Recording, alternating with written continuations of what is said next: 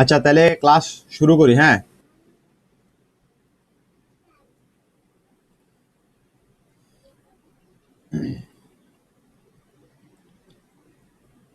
আচ্ছা, ক্লাস শুরু করতেছি।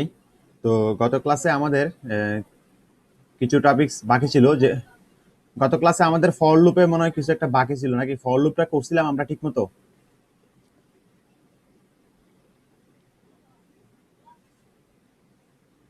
হ্যাঁ,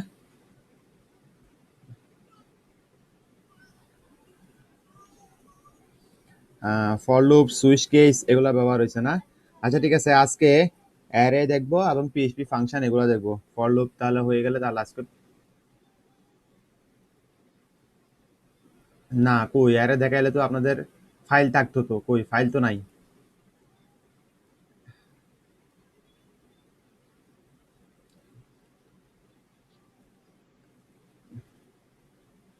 অ্যারের মধ্যে পার্থক্য আছে। অ্যারে যেটা আলোচনা করছিলাম ওটা ডিটেলস, অ্যারে নিয়ে ডিটেলস আলোচনা আছে।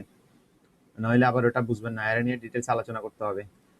তাহলে আজকে আমরা একটা ফাইল, একটা নতুন করে ফাইল নিচ্ছি, নাম দিচ্ছি অ্যারে, অ্যারে ডট পিএইচপি। তো আজকে আমি কিন্তু উইন্ডোজে কিন্তু নাই, আজকে কিন্তু আমি কিন্তু লিনাক্স অপারেটিং সিস্টেম ব্যবহার করতেছি। আমার যে ফেভারিট যেটা, যে অপারেটিং সিস্টেমটা সেটাই ব্যবহার করলাম আপনাদের জন্য। তো এখন এখন থেকে এখানেই করব আর কি।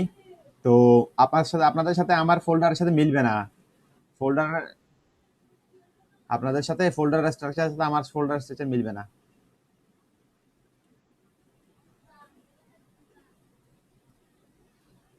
না, এখানে এটা সমস্যা না, আমি তো ইয়াতে দেখাবো না, এই যে। ঠিক আছে, তাহলে আমরা একটা কাজ করি, অ্যারে শিখবো আমরা আজকে। অ্যারে শেখার জন্য আমরা একটা প্রথমে ডাব্লিউ3 স্কুলের রেফারেন্স গুলো একটু দেখে আসি। ডাব্লিউ3 স্কুলের রেফারেন্স একটু যাই, দেখি অ্যারে সম্পর্কে কি বলা আছে।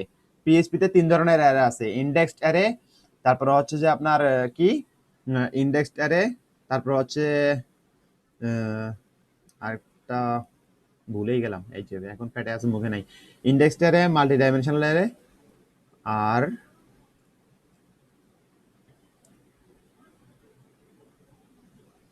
ভুলেই গেলাম, এই যে sorry, associative array, sorry, associative array. পিএইচপিতে অ্যারে তিন ধরনের: ইন্ডেক্সড অ্যারে, অ্যাসোসিয়েটিভ অ্যারে এবং মাল্টি ডাইমেনশনাল অ্যারে। আর এই অ্যারে গুলো আসলে কি, আসলে অ্যারে হচ্ছে একটা ডাটা। ধরেন, মনে করেন যে আপনার একটা আপনার কলেজের ভিতরে ধরেন যে 5টা ক্লাস আছে, অথবা ধরেন হুম, অথবা ধরেন যে আপনার এই যে অ্যারেটা হচ্ছে কি, আমরা দেখেন আমরা একটা ভ্যারিয়েবল তৈরি করি প্রথমে, মনে করেন নেম। তো নেম না দিয়ে ধরেন আমি বললাম যে ক্লাস, ক্লাস নেম। তো ক্লাস নেম, ধরেন ক্লাস নেম হচ্ছে কত, ক্লাস নেম হচ্ছে 6। এটা হচ্ছে আমার একটা ক্লাস। এখন এই ক্লাসটায় মনে করেন যে আমার স্কুলের মধ্যে বা আমার স্কুলের মধ্যে 5টা ক্লাস আছে: 6, 7, 8, 9, 10। এখন আমি যদি প্রত্যেকটা ক্লাসকে যদি আলাদাভাবে যদি প্রত্যেকটা ভ্যারিয়েবল মধ্যে রাখি দেয়, তাহলে কিন্তু বিষয়টা কিরকম হয়ে যায়, সেম মনে করেন আমার প্রত্যেকটা জিনিসটা তো সেম হবে।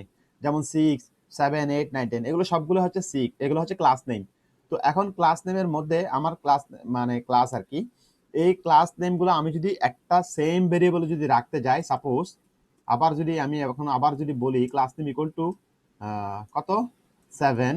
এখন আমি যদি 7 বলি, তাহলে দেখা যাবে কি যে আমার পিএইচপিতে আমার কি করবে, সেম অ্যারে এর মধ্যে প্রথমবার ডিক্লেয়ার করার যেটা থাকে, প্রথমবার অ্যাসাইন করা ভ্যালু, পরের বার যদি আমি যদি ইউজ করতে যাই সেম ভেরিয়েবলের মধ্যে যদি আবার নতুন কোনো ভ্যালু যদি অ্যাসাইন করি, তাহলে কিন্তু ওটা ওভাররাইড হয়ে যায়, ভ্যালুটা ওভাররাইড হয়ে যায়। তো ওভাররাইড হয় কিনা সেটা দেখার জন্য চলেন আমরা একটু দেখি আমাদের আহ, আমাদের মেইন ফোল্ডার হচ্ছে এটা, আজকে হচ্ছে আমাদের হচ্ছে ডে 23। আমি টার্মিনালটা ওপেন করি, টার্মিনাল ওপেন করে আপনাদেরকে আউটপুটটা আমি দেখাই। আমি এখানে ইকো করব, এখানে একটা ইকো করি, ইকো করলেই বুঝতে পারবো। ইকো, ধরেন যে কি ভেরিয়েবল নেমটাকে আমি ইকো করব, ঠিক আছে। আচ্ছা, তাহলে আমাদের মোট ফাইল আছে এখানে এলএস দিয়ে। আমি প্রথমে দেখি আমাদের ফাইলটা আছে কিনা, হ্যাঁ আছে। তাহলে আমি পিএইচপি দিয়ে আমি টার্মিনালে আমার ফাইলটা রান করি, অ্যারে, অ্যারে ডট পিএইচপি, ফাইলটা রান করি। দেখেন আমাকে কি দিছে, এরর দিছে। আচ্ছা, এরর তো দিছে, এটা হচ্ছে আমার সেটিংস এর কারণে আমাকে এরর দিছে। অ্যাকচুয়ালি এটা হচ্ছে পোস্টগ্রেসিএল, এটা এখানে হচ্ছে মডিউল এরর আসছে, আমি মডিউল এররটা ঠিক করে নেই তো, এই জন্যই আমি এটা দেখতে পাচ্ছি। আচ্ছা ঠিক আছে, অসুবিধা নাই, আমরা টার্মিনালে যাই। আমাদের ফোল্ডারটা কোথায় আছে আমরা আগে একটু চেক করে দেখি। আমার লোকাল হোস্ট এই হাইপেন এলইডিপি হবে। তাহলে আমার ফাইলটা কোথায় আছে? আমার হচ্ছে local host A hyphen এলইডিপি A underscore এলইডিপি এর ভিতরে ঢুকি। আচ্ছা, ফোল্ডার অবজেক্ট নট ফাউন্ড, না ভুল করছি টাইপিং এ। আচ্ছা, এটা হচ্ছে আমাদের ফোল্ডার। এখন ফোল্ডার থেকে যদি আমি যদি অ্যারে ডট পিএইচপি তে যদি ক্লিক দিই, তাহলে দেখতে পাচ্ছি কত 7 দেখাচ্ছে। হ্যাঁ, আমাকে 7 দেখাচ্ছে। তো এখন দেখেন আমি এই 7 এটাকে কমেন্ট আউট করি, কমেন্ট আউট করে সেভ করে প্রথমে রান করি। আবার রান করলে এবার কত আসবে? এবার আসছে 6। এখানে একটা বিষয় লক্ষণীয়, সেটা হচ্ছে যে আমি যদি কোনো সেম একটা ক্লাস, একটা যদি ভেরিয়েবল যদি আমি যদি নেই, তার মধ্যে মনে করেন আমি যদি একটা যদি ভ্যালু অ্যাসাইন করি, কোনো একটা ভ্যালু অ্যাসাইন করলাম, এখন ওই সেম ভেরিয়েবল যদি পরের বার যদি আবার অন্য একটা ভ্যালু অ্যাসাইন করি, তাহলে আগের বার অ্যাসাইন করা ভ্যালু যেটা আছে সেটা কি হয়ে যাবে? ওভাররাইট হয়ে নতুন ভ্যালুতে কি হয়ে যাবে? বসে যাবে, নতুনটাতে আপডেটেড হয়ে যাবে। আমার ক্লাস, আমার ভেরিয়েবলের ভ্যালুটা আপডেট হয়ে যাবে। এই জন্য আমাদের কিন্তু একটা সমস্যা হয়ে দাঁড়াইছে। এখন আমি চাইতেছি আমার ক্লাসের নেমগুলো 6, 7, 8, 9, 10 এগুলাকে আমি একটা ভেরিয়েবলে রাখতে। তো আমি যদি এরকম যদি একটা কিছু করতে চাই, তাহলে যেহেতু পারবো না, তাহলে আমাকে কি করতে হবে? আমাকে নিতে হবে অন্য কোনো একটা ওয়ে। সেটা হচ্ছে যে পিএইচপি তে যেটা আছে, যার নাম হচ্ছে অ্যারে। অ্যারে, এভাবে অ্যারে ডিক্লেয়ার করতে হয়। তো পিএইচপি তে অ্যারে অ্যারে, তো অ্যারে লিখতে হলে প্রথমে আমাদেরকে মনে করুন সাপোজ আমি একটা ভ্যারিয়েবল নিচ্ছি, বললাম যে কি C name, suppose C name দিলাম, সি নেম দিয়ে এখন এবার লিখবো অ্যারে। এখন একটা অ্যারে হয়ে গেল, এটা একটা অ্যারে এবং এটা এমটি অ্যারে। এখন আমি যদি চেক করি ইফ ইফ নট এমটি, না ধরেন যে এমটি নামে একটা পিএইচপি তে ক্লাস আছে, ফাংশন আছে, ইফ এমটি $c নেম, এটা যদি এমটি হয়, তাহলে আমরা একটা কন্ডিশন দিয়ে চেক করব যে আমার অ্যারেটা আসলে এমটি কিনা। If empty echo array is empty, তাহলে আমি দেখব কি আউটপুটটা কি আসে, দেখি আমার অ্যারেটা এমটি কিনা সেটা আমরা একটু চেক করে দেখি। চলেন চেক করি কি আসছে। অ্যারে ইজ এমটি, আমার অ্যারেতে কোনো কি নাই, ভ্যালু নাই। অ্যারের ডেফিনেশন হচ্ছে যখন কোনো একটা ভেরিয়েবলে মাল্টিপল ডাটা রাখতে হবে, তখন সেটাকে আমরা বলবো অ্যারে।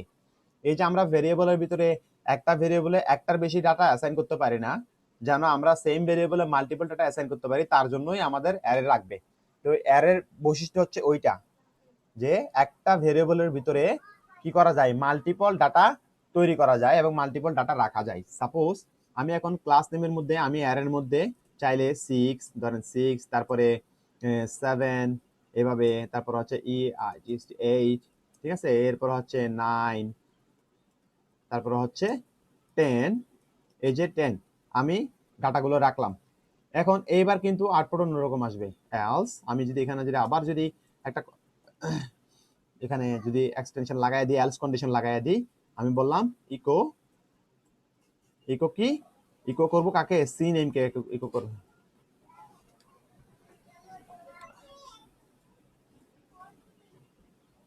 এখন কি আসবে সেটা দেখেন, ভারডাম করি। পিএইচপি তে ভারডাম করার অপশন আছে, সি সি নেম, এবার ভারডাম করলাম। এবার ভারডাম করলে কি আসবে দেখেন, আগের বার তো এমটি ছিল, এবার তো আর এমটি নাই। আগের বার অ্যারে এমটি ছিল, সেই জন্য অ্যারে ইজ এমটি আসছে, এই কন্ডিশনের ভিতরে ঢুকছে। কিন্তু এইবার আসবে এলস কন্ডিশনে, দেখেন এবার কি, এখন কিন্তু এমটি নেই, এখন কি আসে দেখেন, দেখছেন কি আসছে? অথবা আরেকটু সুন্দর করে করি, দাঁড়ান, এটাকে ভারডাম না দিয়া আমি সরাসরি প্রিন্ট আর নামে আরেকটা ফাংশন আছে, বিল্ট ইন ফাংশন, এটা দিয়ে করি। ফাইল সেভ অল, কি আসছে? এটা কি? এটা একটা অ্যারে। অ্যারে 0তম ইন্ডেক্স হচ্ছে 6, 1তম ইন্ডেক্স 7, 2তম ইন্ডেক্স 8, 3তম ইন্ডেক্স 9, 4তম ইন্ডেক্স 10। দেখছেন আমাকে অ্যারের পুরো জিনিসটা দেখাই দিছে, ইন্ডেক্সও দেখাই দিছে, আবার কি দেখাই দিছে, আবার ভ্যালুও দেখাই দিছে। হুম এখন এই যে আমি এখানে অ্যারেটা লিখলাম, মূলত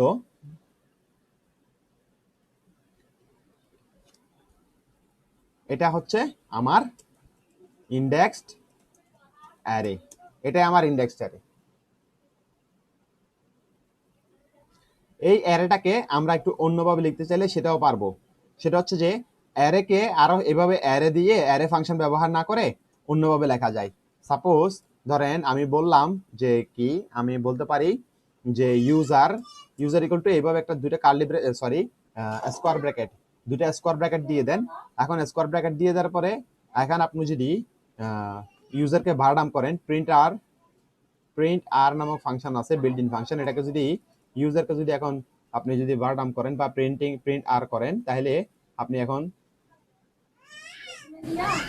কিছু দেখতে পাচ্ছেন না। পাচ্ছেন? পাচ্ছেন না। কেন পাচ্ছেন না? কারণ এটা একটা এমটি অ্যারে। এখন আমি যদি এখানে যদি লিখি যে ধরেন করিম, রহিম, এরকম দুইটা ডাটা দিলাম, এখন প্রিন্ট আর করি দেখি তো এটা আসে কিনা। দেখেন আরেকটা অ্যারে চলে আসছে। একটা ব্রেক দিই তাহলে আর একটু ভালো লাগবে দেখতে। এখানে একটা এখানে একটা ব্রেক দিয়ে দিতে হবে পসিবলি, এখানকার মাঝখানে একটা ব্রেক দিতে হবে। ইকো ইকো বি আর একটা ব্রেক দিয়ে দিলাম।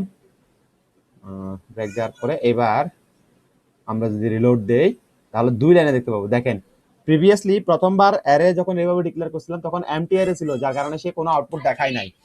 কিন্তু এইবার সে ডাটা পাইছে, এই জন্য অ্যারের ভিতরে কি আছে, ডাটা আছে, এই জন্য সে ডাটা দেখাচ্ছে এবং ইন্ডেক্স সহ আমাকে দেখাই দিছে 0তম ইন্ডেক্সে করিম আর 1তম ইন্ডেক্সে রহিম। আচ্ছা, এখানে 0তম ইন্ডেক্স হলো কেন? আমরা তো জানি ডাটা এইভাবে হয়। এখানে কয়টা ডাটা আছে? একটা ডাটা, দুইটা ডাটা। কিন্তু আমরা তো 1 2 হিসাব করছি, কিন্তু অ্যারেতে পিএইচপি ইঞ্জিন অ্যারেতে হিসাব করা হয় জিরো থেকে হিসাব হবে, এই জন্যই 0তম ইন্ডেক্স থেকে শুরু হয়েছে। এটা একটু মাথায় রাখতে হবে। এই হলো জিরো ইন্ডেক্সড অ্যারে। আর অ্যাসোসিয়েটিভ অ্যারে কি ধরনের অ্যারে?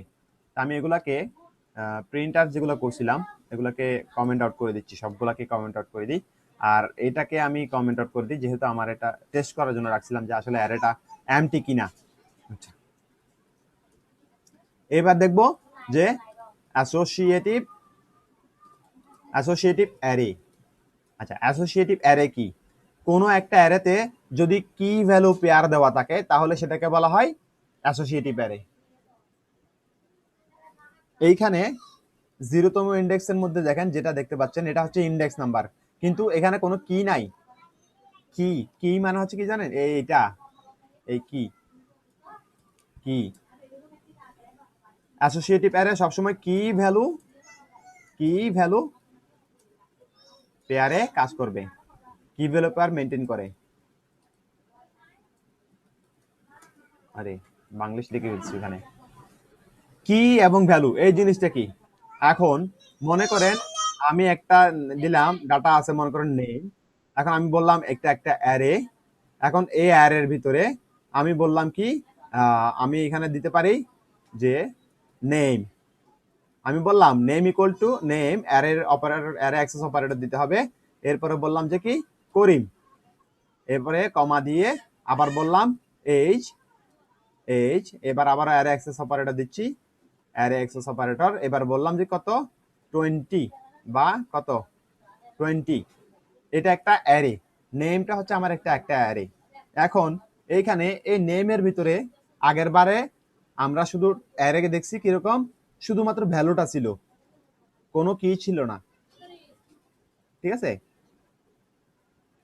আমাদের শুধুমাত্র ভ্যালু ছিল, কোনো কি ছিল না আলাদাভাবে, মানে মার্ক করার জন্য, আলাদাভাবে মার্ক করার জন্য কোনো কি ছিল না। কিন্তু এইবারের ভিতরে, এইবারের অ্যাসোসিয়েটিভ অ্যারের মধ্যে দেখেন, অ্যাসোসিয়েটিভ অ্যারে এর ভিতরে কি, এই যে এটা নেম যেটা দেখতেছেন এটাকে বলা হয় কি, কে ই ওয়াই কি, আর এটাকে বলা হয় ভ্যালু, এটাকে বলা হয় কি ভ্যালু পেয়ার। হ্যাঁ, একটা হচ্ছে কি, একটা হচ্ছে ভ্যালু, দুইটা জিনিস খুবই ইম্পর্টেন্ট একটা জিনিস। এখন আমাদের মোস্ট অফ দ্য টাইম আমরা ডাটাবেস থেকে আমরা যখন ডাটা নিয়ে আসি তখন আমাদের ডাটাগুলো এইরকম হয়, কি ভ্যালু পেয়ারে হয়।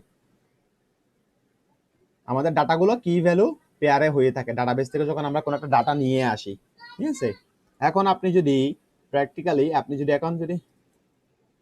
এখন যদি প্রিন্টার যদি করেন, এখন যদি নেমকে আসলে অ্যাকচুয়ালি যদি প্রিন্টার করেন, তাহলে কি এবং ভ্যালু পাবেন। প্রিভিয়াসলি পাইছেন 0 1 2 এরকম, এবার কি 0 1 2 পাইছেন? পান নাই। এবার পাইছেন কি অ্যারে, এর মধ্যে নেম হচ্ছে কি, করিম হচ্ছে ভ্যালু, এইজ হচ্ছে কি, 20 হচ্ছে ভ্যালু। দেখছেন, এটাকে বলা হয় অ্যাসোসিয়েটিভ অ্যারে। এখন এই অ্যাসোসিয়েটিভ অ্যারে থেকে ডাটাকে অ্যাক্সেস করার নিয়ম কি? এই অ্যাসোসিয়েটিভ অ্যারে থেকে ডাটা অ্যাক্সেস কিভাবে করব? আগের বার আমরা সিঙ্গেল আগে আমরা ইন্ডেক্স অ্যারের ভিতরে আমরা কি করছি, অ্যারে এর ডাটাকে ইন্ডেক্স করে কিন্তু ডাটা কিন্তু বের করতে পারতাম, ঠিক আছে।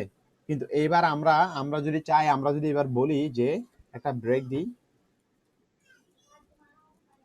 একটা ব্রেক দিলাম, ব্রেক দিয়ে আমি এবার ইকো করব, ইকো আমি বলতেছি নেম, নেমের কি দেখাও, নেমের এজ দেখাও, নেমের এজ কত আমাকে দেখাও। নেম ভেরিয়েবল মানে নেম অ্যারে এর কি হচ্ছে কত, এজ, নেম ভেরিয়েবলের এজ কত সেটা আমাকে দেখাও। এখন দেখবেন 20 দেখাবে, দেখছেন 20 দেখাচ্ছে। হ্যাঁ সেটাই ভ্যালুই দেখাবে, অ্যারে কি এর ভ্যালুটা আমাকে দেখাবে। আমি কি ইন্ডেক্স দিয়ে দিছি, আমাকে ভ্যালু দেখাচ্ছে, হ্যাঁ ভ্যালু দেখাইছে। আবার আপনি এখানে দেখেন যে নেম এটা না দিয়া এটাকে কমেন্ট আউট করেন, এখানে 0 দিলে কি আসে দেখেন তো, একটু টেস্ট করে একটু দেখেন এই নেমের মধ্যে 0 দিলে কি আসে, কিছু আসছে? এবার কিছু আছে? নাই। নাই কেন? কারণ কি এবার নাই, এখানে ডাটা না আসার কারণ কি? এটা ইন্ডেক্সড অ্যারে না, ইন্ডেক্সড অ্যারে, এটা কিন্তু ইন্ডেক্সড অ্যারে না, এটা হচ্ছে অ্যাসোসিয়েটিভ অ্যারে। অ্যাসোসিয়েটিভ মানে কি? অ্যাসোসিয়েটিভ হচ্ছে নেমের সাথে করিম অ্যাসোসিয়েটেড, হ্যাঁ কি এবং ভ্যালু পেয়ার মেনটেন করে কাজ করবে। এটা হচ্ছে অ্যাসোসিয়েটিভ, একটার সাথে একটা অ্যাসোসিয়েট করে, নেমের সাথে করিম ভ্যালুটা অ্যাসোসিয়েট করে, এজ এর সাথে 20 ভ্যালুটা অ্যাসোসিয়েটেড করে, অ্যাসোসিয়েট করা আছে। দ্যাটস ওয়াই এভাবে আপনি যদি অ্যারে অ্যাসোসিয়েটিভ অ্যারেকে যদি অ্যাক্সেস করেন তাহলে কিন্তু হবে না। এই জন্য আমাকে এখানে সরাসরি এভাবে করতে হবে, এই ভ্যালুটা এই লাইনে যেভাবে আছে ঠিক সেইভাবে আমাকে অ্যাক্সেস করতে হবে, তাহলেই আমি মূলত কি পাবো, আমার অ্যারে এর ভ্যালুটা পাবো। ওই কি অনুসারে যদি আমি যদি কি ডিফাইন করে দিই তাহলে আমাকে সে কি এর ভ্যালু কত আছে সেটা আমাকে দেখাইয়া দেবে। This is the most important thing in indexed array, sorry associative array. আর মাল্টি ডাইমেনশনাল অ্যারে আরো টাফ। মাল্টি ডাইমেনশনাল অ্যারে হচ্ছে এটা হচ্ছে যে একটা কি, আর কোন একটা অ্যারে, অ্যারের মানে কোন সাপোজ ধরুন আমার একটা অ্যারে আছে, এই অ্যারে এর ডাটা আমি কিভাবে বের করবো, আমি বুঝবো কিভাবে যে আমার অ্যারেতে কয়টা ডাটা আছে? আমরা একটু ইন্ডেক্সড অ্যারেতে চলে যাই। ইন্ডেক্সড অ্যারেতে গিয়ে আমরা এখানে ইকো ইকো করি, ইকো করব কাকে, সি নেম কে। আমরা দেখবো যে এই ভ্যারিয়েবলে সি ভ্যারিয়েবলে কয়টা ডাটা আছে সেটা আমরা দেখবো। তো এইটা দেখার জন্য পিএইচপি তে একটা ফাংশন আছে, বিল্ট ইন ফাংশন, যার নাম হচ্ছে কাউন্ট, সরি ইউএনটি, কাউন্ট। কাউন্ট নামক পিএইচপি তে একটা ফাংশন আছে যেটাকে কি করে, ভ্যালুকে লেন্থ কি করে, লেন্থকে কাউন্ট করে থাকে। তো আমি যদি এখন সি নেমটা আমি যদি ভ্যারিয়েবলটা দিয়ে দিই, সি নেম এই ভ্যারিয়েবলটাকে দিয়ে আবার একটা ইকো দিয়ে যদি একটা যদি বিআর দিই, তাহলে আমরা বুঝতে পারবো আমার এখানে কি আছে।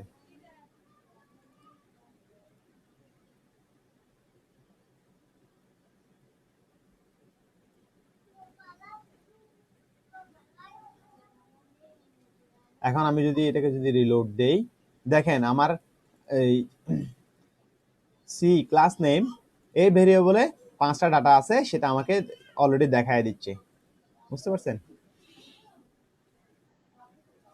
সেটা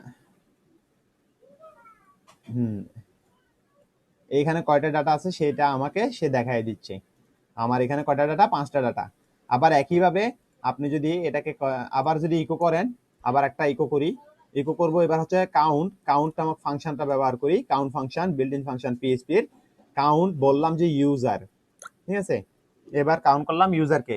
এখন ইউজারকে কাউন্ট করার পরে আমি দেখি যে আমার এই যে ইউজার ভেরিয়েবল এটার ভিতরে কয়টা ডাটা আছে। এখন দেখেন দুইটা ডাটা আছে। এখন বিষয় হচ্ছে যে আমি কাউন্ট ভেরিয়েবলটা কাউন্ট ফাংশনটা কেন ব্যবহার করব? পিএইচপিতে যা কাউন্ট ফাংশনটা আছে, এই যে ফাংশনটা ব্যবহার করলাম বিল্ট ইন ফাংশন, এই ফাংশনটা আমি কেন ব্যবহার করব? এটা একটা প্রশ্ন, কিন্তু কেন ব্যবহার করবেন,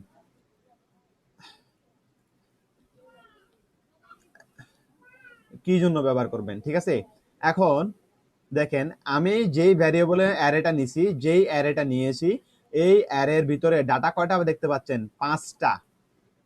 কিন্তু আপনি ডাটাবেস থেকে যখন রিয়েল লাইফে যখন কাজ করবেন তখন কি 5টা ডাটা থাকবে? হাজার হাজার ডাটা থাকবে না? লাখ লাখও থাকতে পারে ডাটা। এখন আপনি বুঝবেন কি করে যে এই ভেরিয়েবলের মধ্যে কয়টা ডাটা আছে? এই কয়টা ডাটা আছে সেটা চেক করার জন্য কাউন্ট ফাংশন, পিএইচপির কাউন্ট ফাংশন, এটা একটা বিল্ট ইন ফাংশন পিএইচপিতে। পিএইচপির একটা বিল্ট ইন ফাংশন হচ্ছে কাউন্ট। এটাকে দিয়ে আপনি অ্যারের লেন্থ বের করতে পারবেন, অ্যারের লেন্থটা ব্যবহার করতে পারবেন। গেট?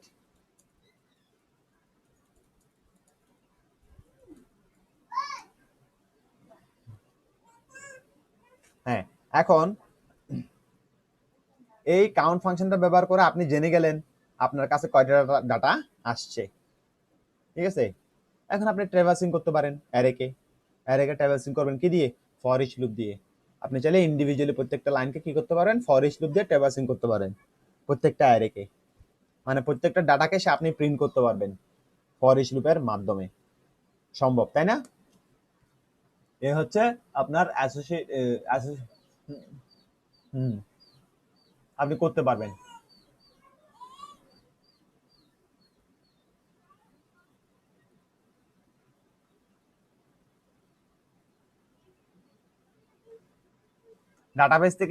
ডাটাবেস থেকে যখন আমরা ডাটা আনি, ওখানে ওই ডাটাগুলো মূলত অ্যাসোসিয়েটিভ অ্যারে আকারে থাকে।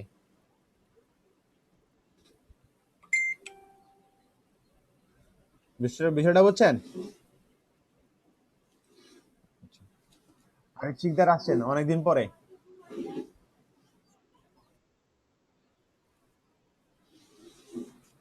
আরিফ শিকদার, এটাকে আমি দেখি তো, আইডিটা দেখি।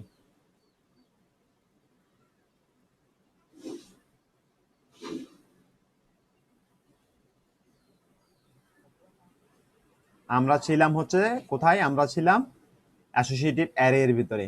অ্যারে, আচ্ছা এই অ্যারে জিনিসটা বুঝছেন?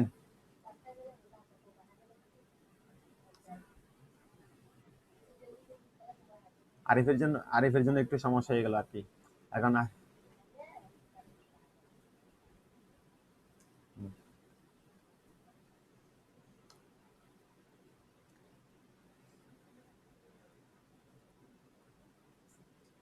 আচ্ছা আচ্ছা, মাল্টি ডাইমেনশনাল অ্যারে জিনিসটা কি? মাল্টি ডাইমেনশনাল অ্যারেতে এটা দেখেন, মাল্টি ডাইমেনশনাল অ্যারের ব্যাপারে কি বলা হয়েছে, যে বলা হচ্ছে multi dimensional array is an array containing one or more arrays. তার মানে মানে কোনো একটা অ্যারের ভিতরে আবারও অ্যারে যখন থাকে তখন সেটাকে বলা হয় মাল্টি ডাইমেনশনাল অ্যারে, ঠিক আছে? PHP supports multi dimensional arrays that are true, 3, 4, 5 and more level of deep, ঠিক আছে? However, array more than 3 levels deep are hard to manage for most people. মানে তিনটার বেশি অ্যারে যদি মাল্টি ডাইমেনশনাল অ্যারের মধ্যে যদি তিনটার অ্যারে বেশি বেশি যদি অ্যারে থাকে, সেগুলোকে কন্ট্রোল করাটা, ম্যানেজ করাটা খুবই হার্ড হয়ে যায়। এই জন্য মাল্টি ডাইমেনশনাল অ্যারের ক্ষেত্রে আমরা এত বেশি যাই না। Most of the time highest সর্বোচ্চ 3 ডাইমেনশনাল অ্যারে পর্যন্ত আমরা যাই অ্যারেতে, 3 ডাইমেনশনাল অ্যারে পর্যন্ত। কারণ এইগুলা ট্রেভার্সিং করতে গেলে কি পরিমাণ যে ঝক্কি ঝামেলা, যেটা বলার মতো না। তো a dimension of an array indicates the number of indices you need to select an element. For 2 dimensional array you need 2 indices to select an element. একটা ডাইমেনশন মাল্টি ডাইমেনশনাল অ্যারের ভিতরে অ্যারের ইন্ডেক্স নাম্বারকে ধরে আমাকে কি করতে হবে? একটা এলিমেন্টকে সিলেক্ট করতে হবে। আমরা একটা এক্সাম্পল দেখি। সাপোজ মাল্টি ডাইমেনশনাল অ্যারেটা এইরকম, ডাইমেন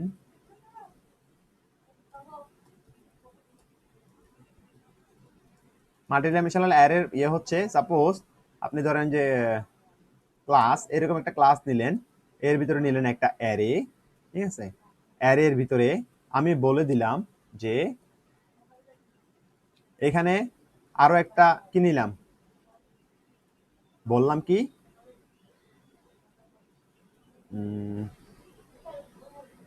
এখানে বলা যায় যে ধরেন এখানে ক্লাস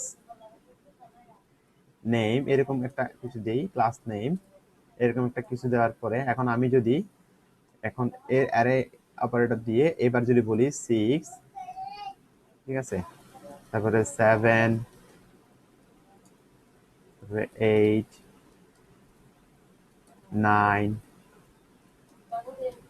10। জি বলেন।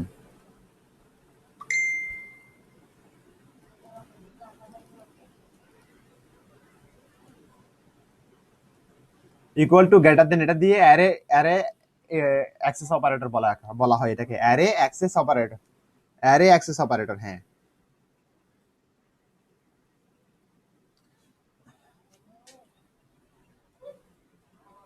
এটা একটা অ্যারে। এখন এই ক্লাস নেমের মধ্যে এটা একটা অ্যারে, এবং এটার ভিতরে আমি যদি এখন যদি আরেকটা যদি এইভাবে থার্ড ব্র্যাকেট দিয়ে দিই, এটাকে বলা হয় প্রোগ্রামিং এর ভাষায় আমরা বলি যে কি স্কোয়ার ব্র্যাকেট।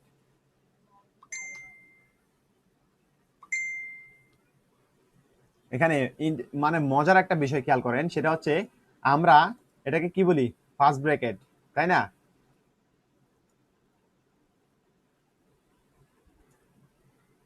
প্রোগ্রামিং এর ভাষায় এটা হচ্ছে ফার্স্ট ব্র্যাকেট, এটাকে বলা হয় কি জানেন প্রোগ্রামিং এর ভাষায়, প্যারেনথেসিস।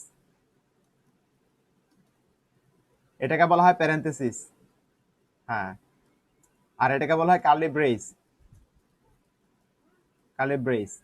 আর এটাকে বলা হয় স্কোয়ার ব্র্যাকেট,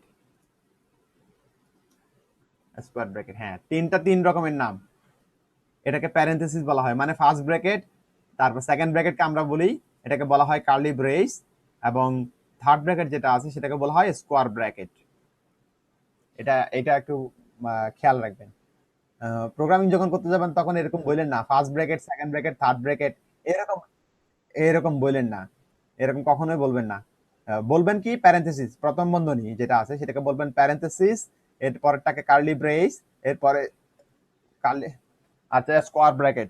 হ্যাঁ, এই জিনিসটা মোস্ট ইম্পর্টেন্ট, এগুলো মাথায় রাখবেন, খুঁটিনাটি বিষয়। প্রোগ্রামিং শুধু শুধু শিখলেই হয় না, প্রোগ্রামিং এর মধ্যে অনেক খুঁটিনাটি বিষয় থাকে যেগুলো দিয়ে ধরা যায় যে আপনি প্রোগ্রামিং এর কতটুকু বুঝেন, আপনার বেসিক্স কতটুকু জানা আছে, এটা কিন্তু আপনার কথা দিয়েই ধরে ফেলা যাবে। এখন আপনি যদি এখানে এবার এবার যদি বলেন এখানে 6, ধরেন যে 6 নম্বর ক্লাসে, 6 নম্বর ক্লাসে স্টুডেন্ট হচ্ছে করিম, ঠিক আছে, তারপরে রহিম, ধরেন যে ফাহিম, এইরকম আরো অনেক আছে, ঠিক আছে। এখন এটা 2 ডাইমেনশনাল অ্যারে, এটা 2 ডাইমেনশনাল অ্যারে। এক্সাম্পলটা খেয়াল করেন, এখানে এই যে অ্যারেটা দেখতে পাচ্ছেন, কি 2 dimensional array is an array of 3 dimensional array, is an array of array, arrays of array. Sorry, আমি লিখতে একটু ভুল করছি এখানে। সেটা হচ্ছে যে এখানে কিভাবে উদাহরণটা দিছি দেখেন,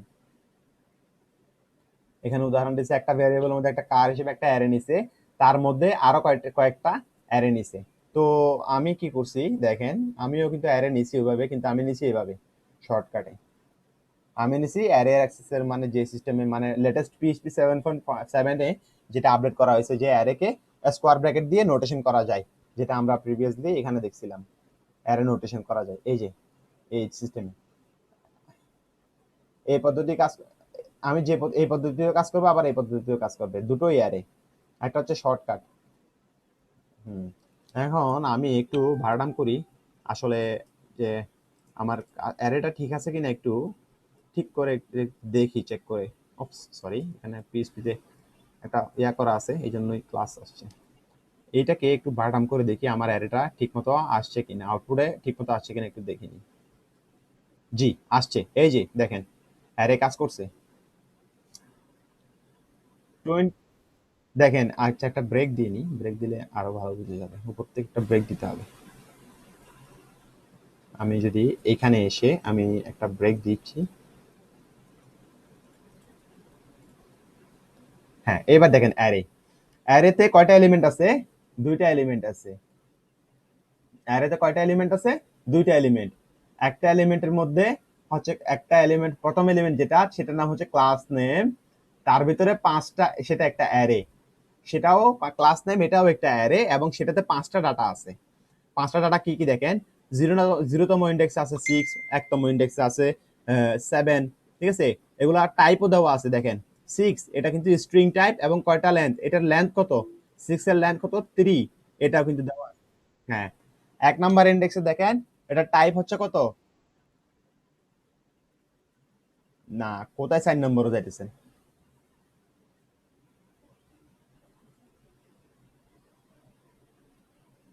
আমি কি বলতেছি আর আপনি কোনটা বলতেছেন? আমি বলতেছি 1 নম্বর অ্যারেতে দেখেন, এখানে দেখাচ্ছে কি, এখানে দেখেন দুইটা, প্রথমে অ্যারেতে এলিমেন্ট কয়টা আছে এখানে, এই অ্যারেটাতে কয়টা এলিমেন্ট আছে, দুইটা এলিমেন্ট আছে, একটা ক্লাস নেম আর একটা হচ্ছে 6, দুইটা। এই কোনটা কোনটা দেখেন, এই যে এখানে একটা, এই 6 কার্লি ব্রেসের পরে দিয়ে দেখেন, এখানে একটা আর এখানে একটা, মোট দুইটা, দুইটা এলিমেন্ট অ্যারে এর ভিতরে। প্রথম যে এলিমেন্ট প্যারেন্ট, প্যারেন্ট যে অ্যারে আছে সেই অ্যারের মধ্যে দুইটা এলিমেন্ট আছে। এই যে ক্লাস অ্যারে যেটা আছে তার মধ্যে দুইটা এলিমেন্ট আছে, দুইটা অ্যারে আছে, একটা হচ্ছে ক্লাস নেম অ্যারে আর একটা হচ্ছে 6 অ্যারে, ঠিক আছে? হুম, এখানে দুইটা অ্যারে আছে, এখানে 6 না দিয়ে এটাকে ইউজার দিচ্ছি, অথবা স্টুডেন্ট দিচ্ছি, স্টুডেন্টস দিচ্ছি, স্টুডেন্টস নাম, তাহলে দুইটা অ্যারে হইলো, ঠিক আছে?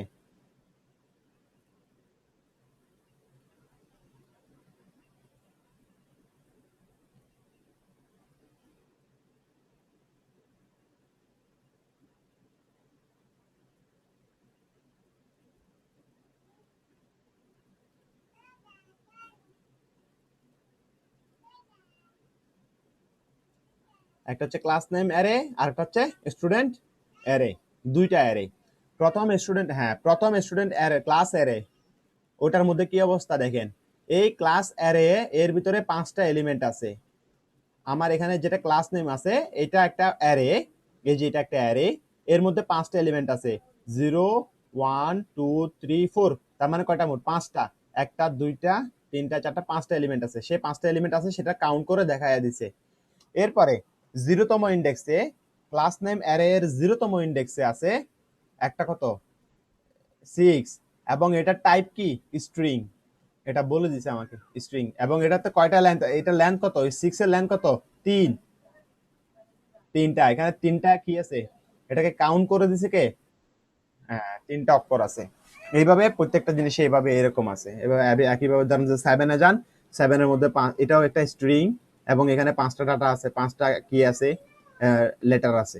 এভাবে লেন্থ সহ বলে দেয়। এটা ভারডাম করলে পিএইচপির যে বিল্ট ইন ফাংশন যেটা আছে, এই যে ভারডাম ফাংশনটা, এই ফাংশনটা আমাদেরকে ডিটেলসে, ইন ডিটেলসে বলে দেয় আমার অ্যারেতে কি কি আছে না আছে, এবং এটা টাইপ কি, এগুলো সব বলে দেয়। পিএইচপির বিল্ট ইন একটা ফাংশন, এই ফাংশনটা আমরা আমাদের মানে কোনো ডাটাকে ডাম্পিং করার জন্য, মানে ডাটা, মানে কাজ করার আগে আমরা চেক করে দেখি, মনে করেন সাপোজ আমরা একটা ডাটাবেস থেকে আনতেছি, তো বা ফর্ম থেকে কোন একটা ইনপুট নিতেছি, তো ইনপুট নিতে গেলে আমরা দেখি যে ডাটাগুলো আসছে কিনা ঠিক মতো, কোন ভেরিয়েবলে কোন ডাটা আসে, কোন কিতে কোন ডাটা আছে না আছে, সঠিক সবকিছু, সবকিছু ঠিকভাবে আসছে কিনা, সেইগুলা সবগুলো আমরা আগে চেক করে দেখি, তারপরে আমরা সেই অনুপাতে কাজ করে থাকি। এটা হচ্ছে আমাদের কাজ, পিএইচপিতে ডাম্পিং করা লাগে অনেক সময়, most of the time dumping করতে হয়। ডাটাবেজ নিয়ে যখন কাজ করি, তখন ডাটা যখন, যখন মূলত ডাটা নিয়ে কাজ করব, তখন আমাদেরকে এই বারডাম ফাংশনটা বেশি ব্যবহার করতে হয়, চেক করে দেখতে হয় আসলে ঠিক মতো ডাটাগুলো না আইছে কিনা, এ হচ্ছে বিষয়। তাহলে এটা একটা two dimensional array. Two dimensional অ্যারের মধ্যে দেখেন এখানে যে অ্যারেটা ডিক্লেয়ার করা হয়েছে, এখানে কয়টা অ্যারে আছে, we can store data from the table above in two dimensional array. Two dimensional অ্যারের মধ্যে এখানে যে টেবলটা আপনারা দেখতে পাচ্ছেন, দেখেন একটা হচ্ছে নেম, একটা হচ্ছে স্টক, একটা হচ্ছে সোল্ড। তো এই জিনিসটাকে এখানে, এখানে কি না দিয়ে সরাসরি অ্যারের মধ্যে বলে দিছে, একটা রোতে দেখেন বলা আছে ভলভো, তারপর হচ্ছে স্টক, ঠিক আছে, নেম, তারপর হচ্ছে স্টক, তারপর হচ্ছে সোল্ড, এগুলো প্রত্যেকটা এক একটা অ্যারে। এখন এই অ্যারেগুলোকে অ্যাক্সেস করতে হলে আমাকে ইন্ডিসিস ধরে ধরে ধরে ধরে করতে হবে, ইন্ডিসিস ধরে ধরে করতে হয়। সাপোজ এখন আপনি তো জানেন যে আপনার অ্যারেতে কি কি ডাটা আছে, ঠিক আছে? এখন আপনি যদি চান যে এই যে ক্লাস এর ভিতরে ক্লাস ইন্ডেক্সের জিরোতম ইন্ডেক্সের ভিতরে যেটা ক্লাস আছে সেটাকে ক্লাস নেম। এখন আপনি বললেন আপনি বললেন 3 নাম্বার ইন্ডেক্সে কে আছে আমাকে প্রিন্ট করে দেখাও। 3 নাম্বার ইন্ডেক্সে, হ্যাঁ, ক্লাসের ক্লাসের ইন্ডেক্স হচ্ছে 0, ক্লাসের ইন্ডেক্স বলছি কি 0তম ইন্ডেক্স। তারপরে বলছি 0তম ইন্ডেক্সের কত, 3 নাম্বার ইন্ডেক্স। 3 নাম্বার ইন্ডেক্সে কত আছে, 9 আছে। এখন এটা দেখেন 9টা আসবে, এখানে কত দেখাচ্ছে, 20 দেখাচ্ছে। এখানে 20 দেখাচ্ছে কেন, আমি কি করছি, একো করছি। প্রিভিয়াস জিরো গুলো কই, আচ্ছা এগুলো ইকো গুলো কই, ইকো গুলো বের করে দিচ্ছি। এরপর আর কোনো ইকো আছে,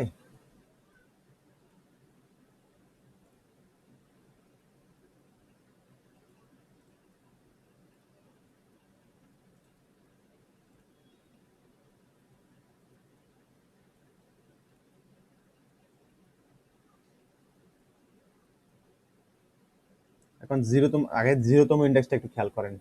জিরোতম ইন্ডেক্সকে ইকো করেন, ইকো করলে দেখি আমার এই যে ক্লাসের সবগুলা আসে কিনা।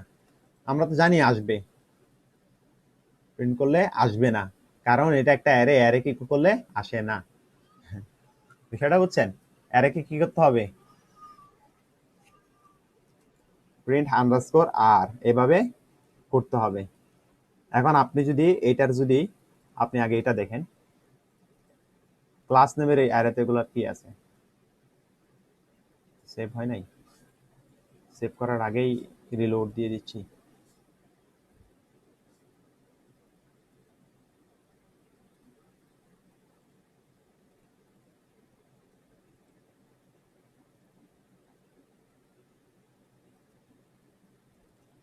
আমি এখানে ক্লাস নেমে এটা দিলে হবে না, আমাকে দিতে হবে কি, আমাকে কি দিতে হবে, কি কি যেটা আছে এটা, তারপর আসবে ক্লাস নেমের মধ্যে।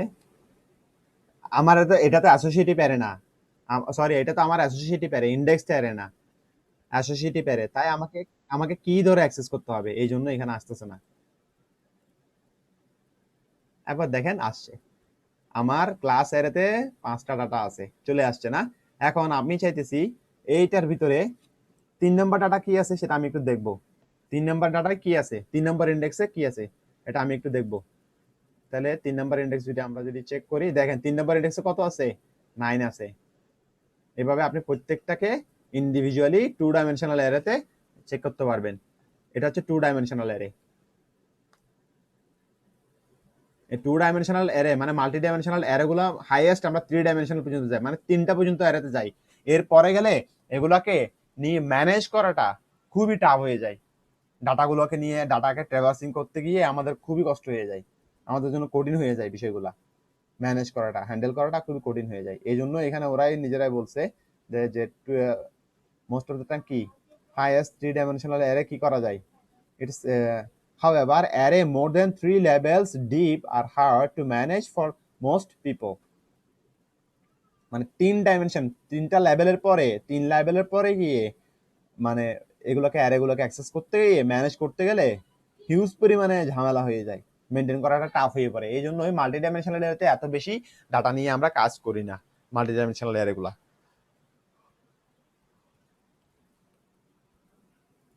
মাল্টি ডাইমেনশনাল অ্যারের বিষয়টা ক্লিয়ার হয়েছে? বুঝছেন? এটা হচ্ছে multi dimensional array. Multi dimensional অ্যারেতে খুব কাজ করা হয় খুবই কম। মাল্টি ডাইমেনশনাল অ্যারেতে যখন কাজ করা হয় তখন এটা ডাটা স্ট্রাকচার অন্যভাবে করতে হয়। এই জন্যই মানে ডাটা নিয়ে যখন কাজ করবেন, ডাটা স্ট্রাকচার জিনিসটা জানা খুবই ইম্পর্টেন্ট। ডাটা স্ট্রাকচার এবং অ্যালগোরিদম জানাটা খুবই ইম্পর্টেন্ট। ডাটা নিয়ে যখন কাজ করবেন, হিউজ হিউজ পরিমাণে যখন কাজ করবেন, এগুলোর জন্য ডাটা স্ট্রাকচার নিয়ে কাজ করতে হয়। ডাটাবেস সম্পর্কে ধারণা দিব।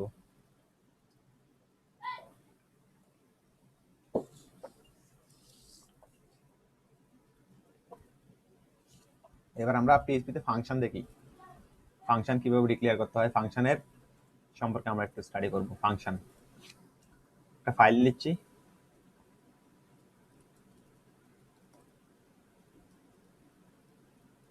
Function dot PHP. চলেন পিএইচপি ফাংশন সম্পর্কে শিখি।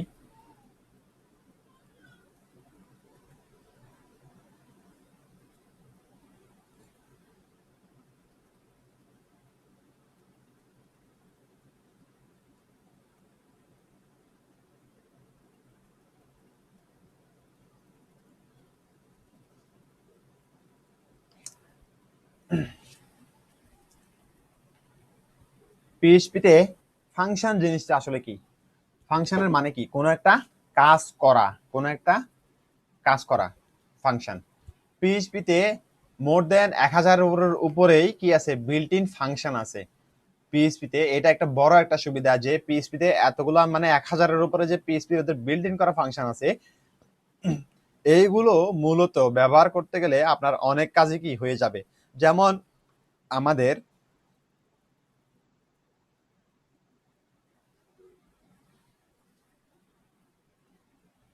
এখানে 1000 এর উপরে বিল্ট ইন ফাংশন আছে। হ্যাঁ, পিএইচপিতে বিল্ট ইন ফাংশন শেখার জন্য একটা রেফারেন্স দিচ্ছি। এখানে দেখেন, এই লিংকে গিয়ে পিএইচপি বিল্ট ইন ফাংশন, এখান থেকে রাইট বাটন ক্লিক করে দেখেন, আমি আপনাদেরকে ওই ফাংশনের রেফারেন্সে নিয়ে যাই। কতগুলো ফাংশন আছে আপনি দেখেন।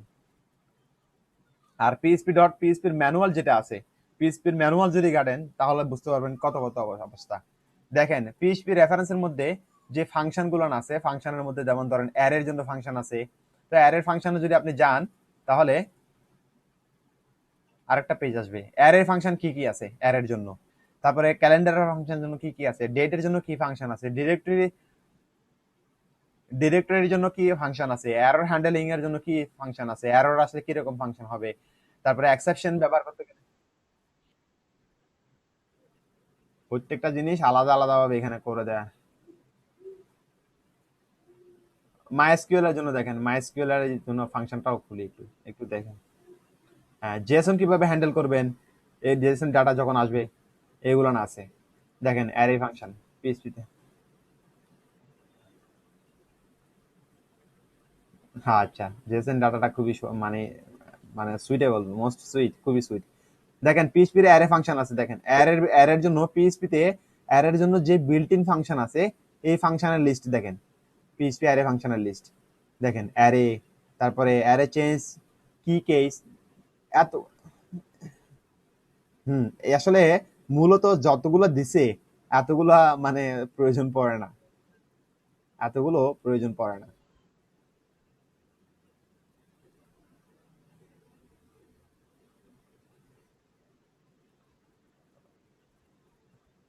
কথায় আছে practice makes a man perfect. আপনি যখন স্টাডি করতে থাকবেন, যখন একটা জিনিস নিয়ে ঘাটাঘাটি করতে থাকবেন, তখন দেখবেন অটোমেটিক্যালি জিনিসগুলো বারবার কি হয়ে যাচ্ছে, আপনার প্র্যাকটিস হচ্ছে। প্র্যাকটিস হলে আপনি কিন্তু আস্তে আস্তে মনে করতে পারবেন। এগুলো কেউ মুখস্থ রাখতে পারবে না, এতগুলো ফাংশন মুখস্থ রাখা কারোর পক্ষে সম্ভব না, বুঝছেন। এখানে অ্যারে দিয়েছে, অ্যারে এবং ফাংশনালিটি ছোট একটা ডিসক্রিপশন দিয়ে দিছে অ্যারে দিয়ে কি করতে হয়। অ্যারে পুশ আছে, পপ আছে, এগুলাই সবচেয়ে বেশি ব্যবহার করা হয়। যেমন কোন একটা অ্যারের ভিতর থেকে কোন একটা এলিমেন্টকে ডিলিট করতে হলে কি করতে হয়, কোন একটা এলিমেন্ট অ্যারের মধ্যে আমি যদি যোগ করতে যাই তাহলে কোন ফাংশন ব্যবহার করতে হবে, ঠিক আছে। হুম, অ্যারের একটা অ্যারেকে কিভাবে শর্ট করতে হয়, এইগুলান আছে আর কি। অ্যারে থেকে কোন একটা ডাটা স্লাইস করতে হয়, অ্যারেকে একটা ভাগ করতে হয় কিভাবে, পার্ট পার্ট করে, এই জিনিসগুলান আছে এখানে অনেক। শিফট করা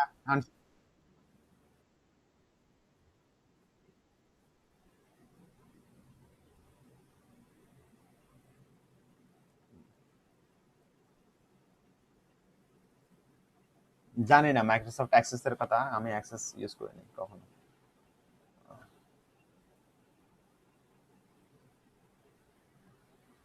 ও আচ্ছা আচ্ছা। এখানে অনেক ফাংশন আছে, আপনারা এখানে থেকে ঘাটাঘাটি করবেন, আস্তে আস্তে একটা একটা পড়বেন, করলে আস্তে আস্তে বুঝতে পারবেন কেন কোনটা কি ব্যবহার করতে চাই। তারপরে আপনার যে মাইএসকিউএল এর জন্য ফাংশন কি কি আছে দেখেন, মাইএসকিউএল এর জন্য ফাংশন রেফারেন্স আছে, ঠিক আছে। Affected close, auto commit, begin transaction, তারপরে ক্লোজ, কানেক্ট, কানেক্টটা লাগে আমাদের মাইস্কুয়েল সার্ভারের সাথে কানেক্ট করার জন্য কানেক্ট লাগে। তারপরে এই যে এখানে এটা ফাংশন আছে fetch all result rows as an associative array, a numeric array or both. fetch all দিলে অ্যাসোসিয়েটিভ অ্যারে আকারে পুরো সবগুলো ডাটা রো এর একটা ডাটাবেজের টেবলের প্রত্যেকটা রো এর ডাটাকে সে কি করে জানেন, ফেচ করে দেয় অ্যারে আকারে।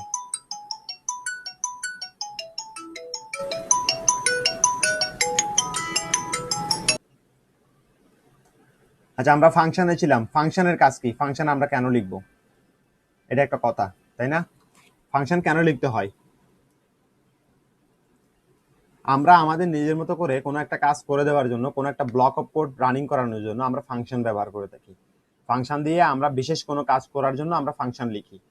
সাপোজ ধরেন আমরা যখন বিশেষ কোনো একটা কাজ করার জন্য, যেমন পিএইচপিতে আমরা যদি এখানে একটা অ্যারে নিই, সাপোজ ধরেন অ্যারেতে এই অ্যারের ভিতরে যে ডাটা আছে, হ্যাঁ, যে করিম, ঠিক আছে, তারপরে ধরেন যে রহিম, তো ধরেন এরপরে দিলেন যে সাজিম, এবার যাই হোক না কেন, এখন পিএইচপি কিন্তু আমাদেরকে এই ধরনের আমাদের জন্য দরকার হইতে পারে যে আমার অ্যারেতে কয়টা ডাটা আছে আমি একটু চেক করব।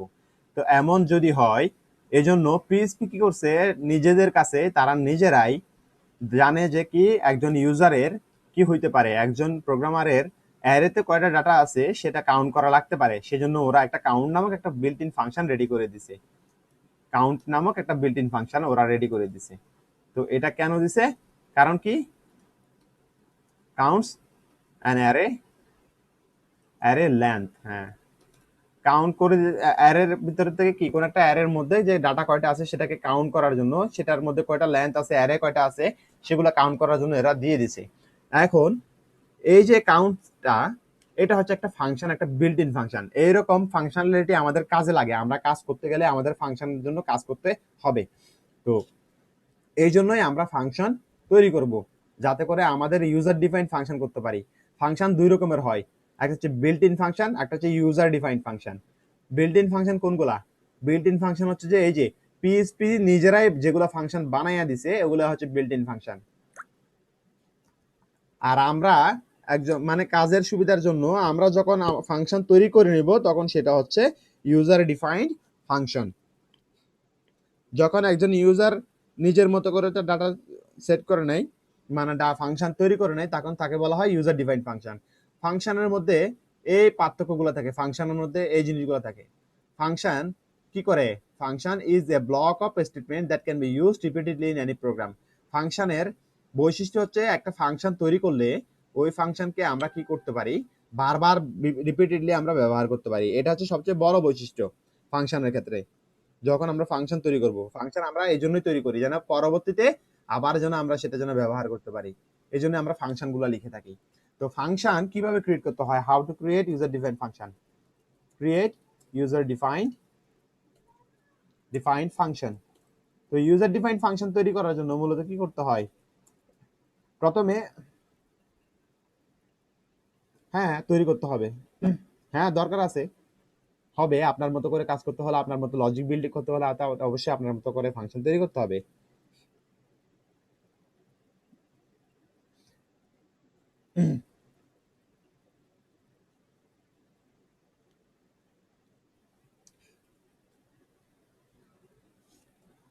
ফাংশন তৈরি করার জন্য প্রথমে একটা ফাংশন নামক একটা কিওয়ার্ড আছে, এই কিওয়ার্ড ব্যবহার করতে হবে।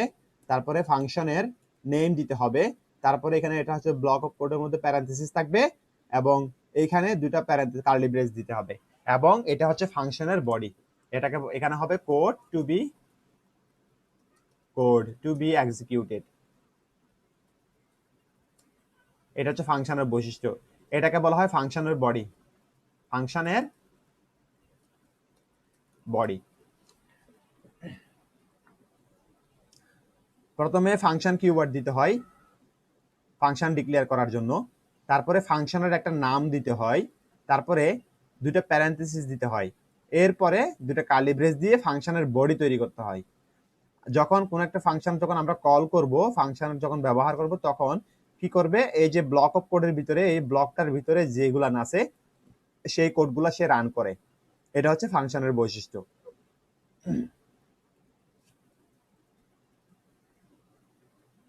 এখন ধরেন একটা ফাংশনের এক্সাম্পল আমরা দেখি, যে ধরেন এখানে এক্সাম্পল যেটা আছে সেটাই বললাম।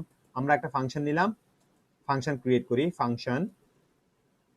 ফাংশনে বললাম রাইট মেসেজ, এরকম একটা ফাংশন ক্রিয়েট করলাম এবং এখানে ফাংশনের একটা বডি দিচ্ছি এর দুটো কার্লি ব্রেসের ভিতরে। এখন আমি বললাম যে echo I am a function, এরকম একটা ইকো দিলাম। এখন এখানে একটা বিষয় লক্ষণীয়, সেটা হচ্ছে যে আমরা যখন কোন একটা ফাংশন ক্রিয়েট করার পরে ওই ফাংশনটা ব্যবহার করতে হবে। এখন যদি ব্যবহার করতে চাই, তাহলে ব্যবহার করার নিয়ম হচ্ছে আমাকে ওই ফাংশনকে কল করতে হবে, রাইট মেসেজ, এই ফাংশনটাকে আমাকে কল করতে হবে, আদারওয়াইজ ফাংশনটা কাজ করবে না। এখন এটা যদি না দিই, ফাংশনকে যদি কল না করি, তাহলে ওই ফাংশন কাজ করবে না, এটার কোনো আউটপুট এখন দেখা যাবে না। আপনি ফাংশন ডট পিএইচপি এখন এই অবশ্যই ফাংশন, তাহলে ফাংশন ডট পিএইচপি আমরা যাই, দেখেন কোনো আউটপুট নাই। আউটপুট নাই কারণ কি? আমার এখানে কোনো কিছু আমি ইকো করে নেই। কিন্তু দেখেন আমার এখানে ফাংশন ডট পিএইচপির মধ্যে কোনো ইকো নাই, বাইরে ফাংশনের বাইরে কোনো ইকো নাই, কিন্তু ফাংশনের মধ্যে তো ইকো ছিল, কিন্তু এটা প্রিন্ট হইল না কেন? এই যে এটা হয় নাই, এটা হচ্ছে স্কোপ, এটাকে বলা হয় যে স্কোপ, এটা হচ্ছে ফাংশনের স্কোপ। এখন এই ফাংশনের স্কোপটাকে যদি আপনাকে যদি ব্যবহার করতে হয়, ফাংশনের স্কোপটা যদি আপনাকে আউটপুট দেখতে হয়, তাহলে আপনাকে ফাংশনকে কল করতে হবে। এখন এখানে আমরা কল করতে পারি কিভাবে? প্রথমে ফাংশন নেম দিয়ে, তারপরে ফাংশন নেমের পরে দুটো প্যারেনথেসিস দিবেন, প্যারেনথেসিস দিলে ফাংশনটাকে কল করা হলো। এখানে কল ফাংশন, ফাংশনকে কল করা হয়, ঠিক আছে। এখন আপনি যদি এখন আমার যদি রিলোড দেন, এখানে ফাংশন দেখেন কি বলছে, আই এম এ ফাংশন। এখন সে আউটপুট দেখাচ্ছে, কারণ কি? আমি তাকে কল করছি, এই জন্যই তাকে ডাকছি, বললাম যে রাইট মেসেজ, তুমি আসো, ওকে কল করছি, এই জন্য সে এখন সে আউটপুট দিচ্ছে এইটা, এখন সেটা আউটপুট দিল। এবার আসেন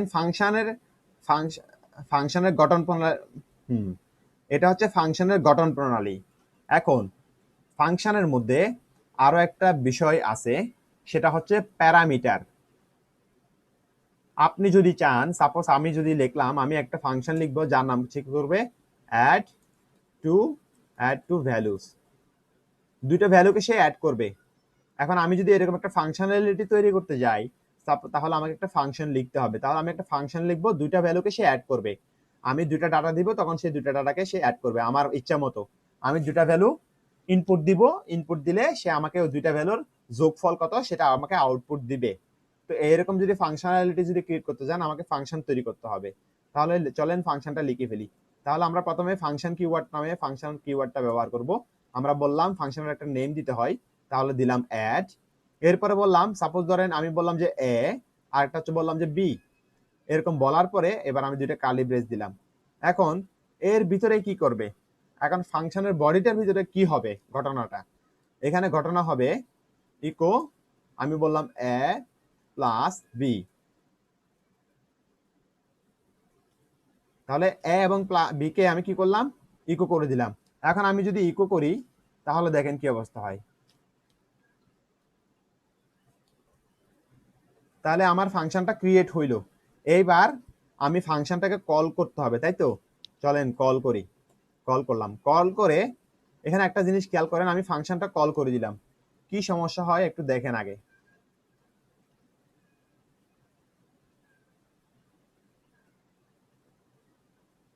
সরাসরি এইচটিটিপি এরর চলে আসছে।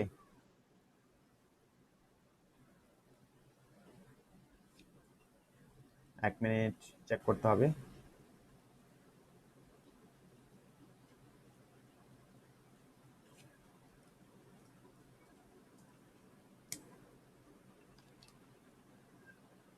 একেবারে এরর, তাই না?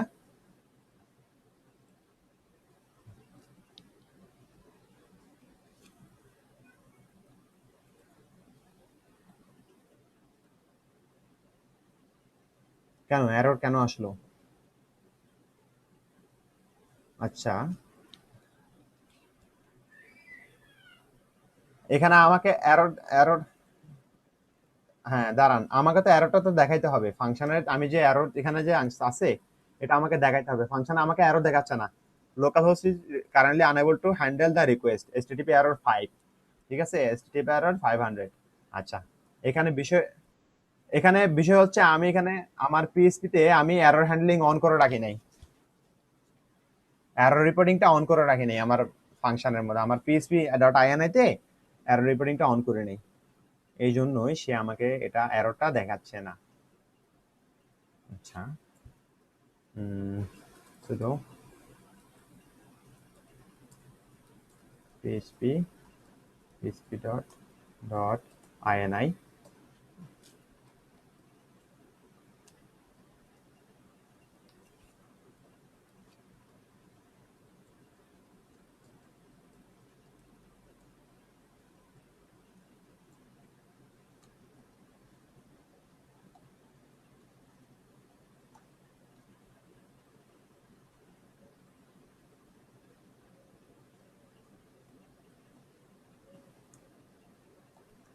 আমাকে এখানে এরর রিপোর্টিংটা পিএইচপি থেকে পিএইচপি আইএনআই ফাংশন থেকে অন করে নিতে হবে, যেটা আমার কাছে অন করা নাই, ডিসপ্লে এরর অফ করা আছে।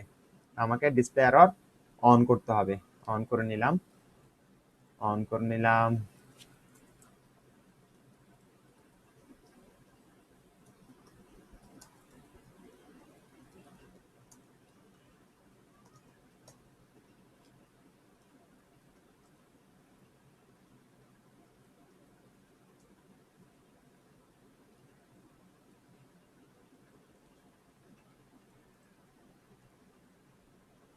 এবার এরর দেখা যাচ্ছে।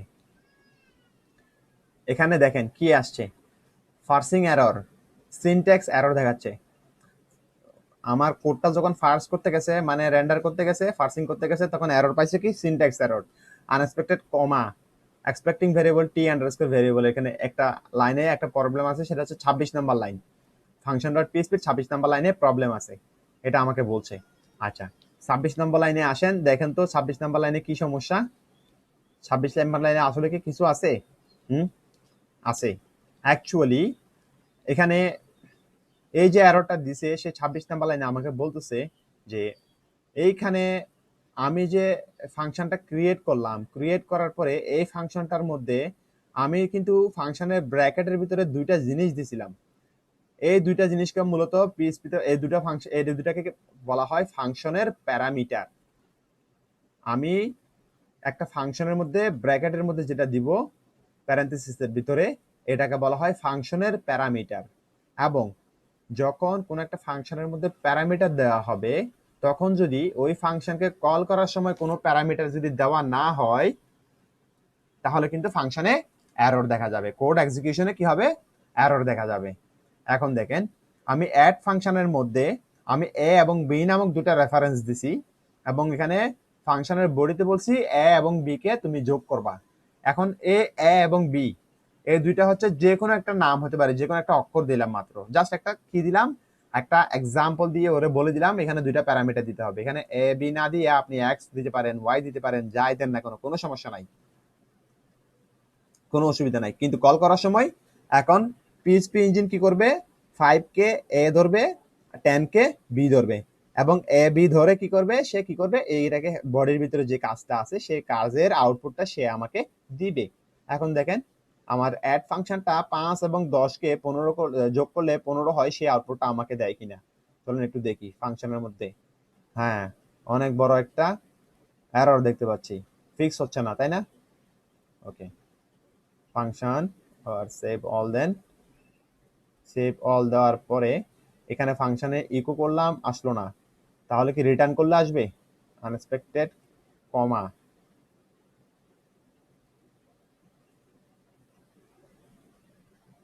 এখানে রিটার্ন করলে কি হবে, রিটার্ন করলে তো আরেকটা সমস্যা আছে, খালি রিটার্ন তো করলে হয় না।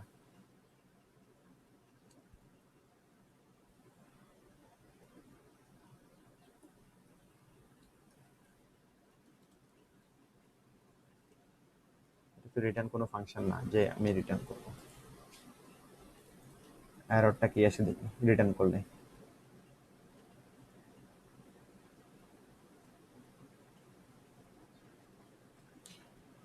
হ্যাঁ,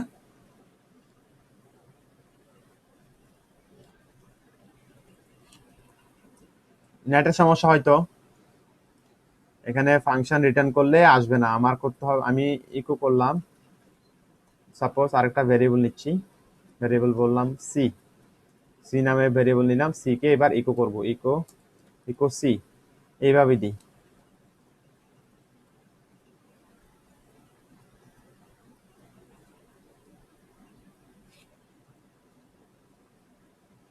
সি কে ইকো করলাম। এমডি রাসেল, আপনি কি আমাদের ক্লাসের?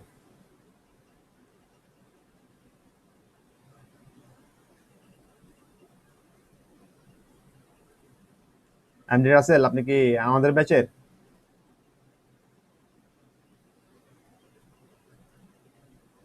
রাসেল সাহেব, আচ্ছা, এবার মেহেদী হাসান বাবু একটা কথা বলছিল, সেই ব্যাপারটা নিয়ে একটু আলোচনা করি। সেটা হচ্ছে, মেহেদী হাসান বাবু বলছিল যে রিটার্ন করার জন্য, ঠিক আছে? আচ্ছা, কখন রিটার্ন করবেন, কখন রিটার্ন করতে হয় জানেন? রিটার্ন করলে কি হইতে পারে? যখন কোনো একটা ডাটা আপনি প্রিন্ট করবেন না, ঠিক আছে, আপনার প্রিন্ট হবে না,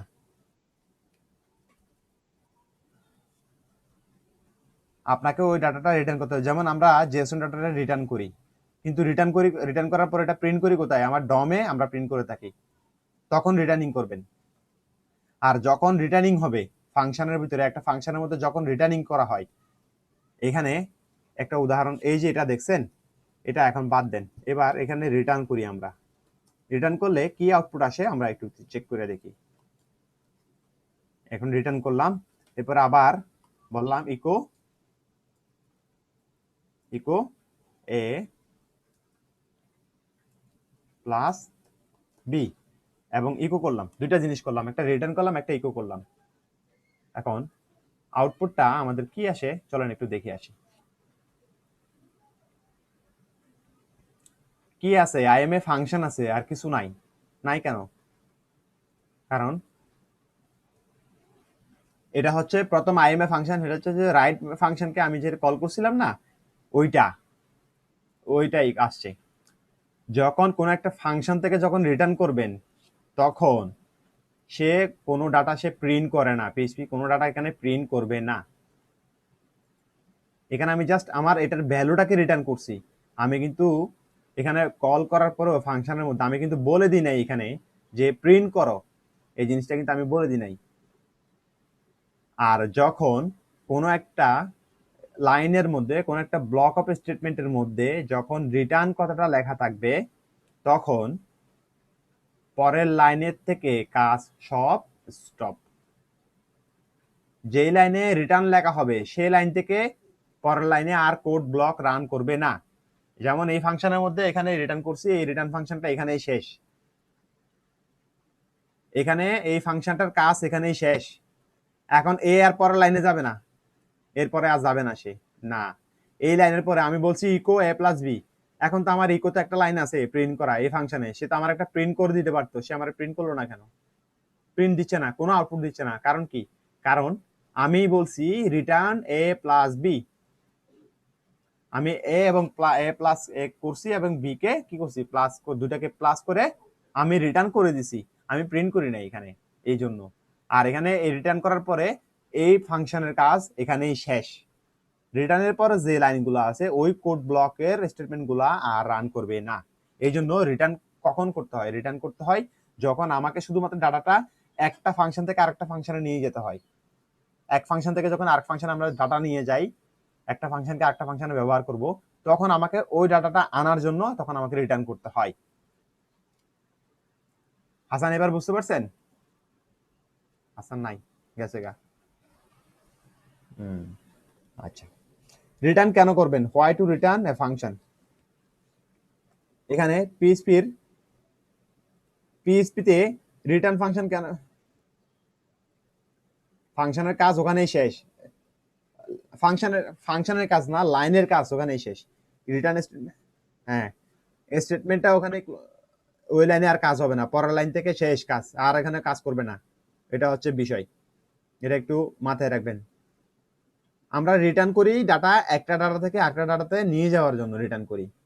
কখন রিটার্ন স্টেটমেন্ট ব্যবহার করতে হয় পিএইচপি তে, আপনি যদি একটু সার্চ করেন what is written statement in PHP, আপনি যদি একটু সার্চ দেন তাহলে রিটার্ন স্টেটমেন্ট কেন ব্যবহার করবেন সেই বিষয়টা আরো ক্লিয়ার হয়ে যাবে। দেখেন, PHP return statement immediately terminates the execution of a function, দেখছেন, when it is called from within that function। আমার কথা ঠিক আছে? বলছি কি যে আমি বললাম না যে ফাংশনের কাজ ইমিডিয়েট ওখান থেকে শেষ হয়ে যাবে, যে লাইন থেকে রিটার্ন স্টেটমেন্ট ব্যবহার করবেন ওই ফাংশনের মধ্যে ওখানে লাইনের স্টেটমেন্ট এখানে শেষ এক্সিকিউট করা। ঠিক আছে, এখানে কি বলছে, PHP returns return statement immediately terminates মানে শেষ করে দেয় the execution of the function, ফাংশনের কাজ when it is called from within that function, যখন এটা কল হয় ওই ফাংশনের ভিতর থেকে ওর কাজ শেষ হয়ে যায় রিটার্ন স্টেটমেন্ট ব্যবহার করলে। এই জন্য ফাংশনের মধ্যে আমরা রিটার্ন স্টেটমেন্ট ব্যবহার করি কম। যখন কোন একটা ডাটাকে যখন একটা ডাটা ফাংশনের ভিতর থেকে একটা ফাংশনকে রিটার্ন করতে হয়, আমাদের একটা ফাংশন থেকে একটা ফাংশন আমরা ব্যবহার করি, তখন আমরা রিটার্ন স্টেটমেন্টটা ব্যবহার করে থাকি। Concept clear? এখন বুঝছেন? মেহেদী হাসান,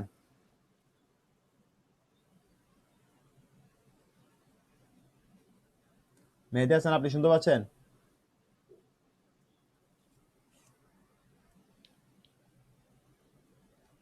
আচ্ছা,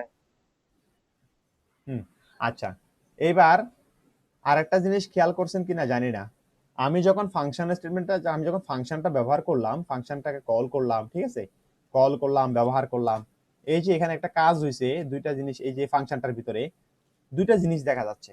প্রথম যে ফাংশনটা আমি লিখছিলাম ফাংশন রাইট মেসেজ দিয়ে বললাম যে ইকো আইএম এ ফাংশন, কিন্তু দ্বিতীয় যে ফাংশনটা লিখছি অ্যাড ফাংশন, অ্যাড ফাংশনের মধ্যে প্যারেনথেসিসের ভিতরে $a এবং $b দুইটা ভ্যারিয়েবল নিছি। যখন কোন একটা ফাংশনে এরকম কিছু দেওয়া হবে প্যারেনথেসিসের ভিতরে, তখন এটাকে কি বলে? ভ্যারিয়েবল তো আছে, এই ভ্যারিয়েবল তো অবশ্যই, কিন্তু এই ফাংশনের মধ্যে যখন ব্যবহার করা হবে কোনো কিছু প্যারামিটারের ভিতরে, এই যে সরি, এই ফাংশনের মধ্যে যখন প্যারেনথেসিসের ভিতরে কোনো কিছু ইন্ডিকেট করা হবে, কোনো কিছু ব্যবহার করা হবে, তখন সেটাকে বলা হবে ফাংশনের প্যারামিটার।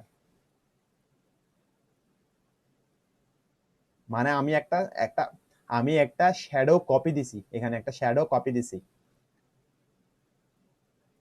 এখানে একটা শ্যাডো কপি নিয়ে রাখছি, একটা হচ্ছে এ ভ্যারিয়েবল হবে, একটা হচ্ছে বি ভ্যারিয়েবল হবে, এরকম একটা শ্যাডো কপি নিছি, এবং ওই শ্যাডো কপিকে আমি কি করছি, যোগ করছি।